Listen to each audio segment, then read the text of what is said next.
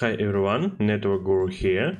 If your iPhone is giving you Wi-Fi or Bluetooth headaches, don't waste time struggling. Fix it in seconds with a simple reset.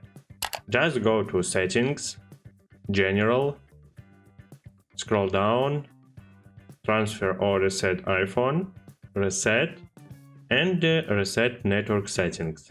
Your iPhone will restart, and once it's back, you'll be able to reconnect instantly. What gets reset? Saved Wi-Fi networks and passwords, Bluetooth connection, AirPods, CarPlay, etc., VPN and cellular settings. Your personal data, photos, apps, and files will remain untouched. After the reset, you'll just need to reconnect to Wi-Fi and Bluetooth devices. No more frustration, no more wasted time, just a smooth, hassle-free connection.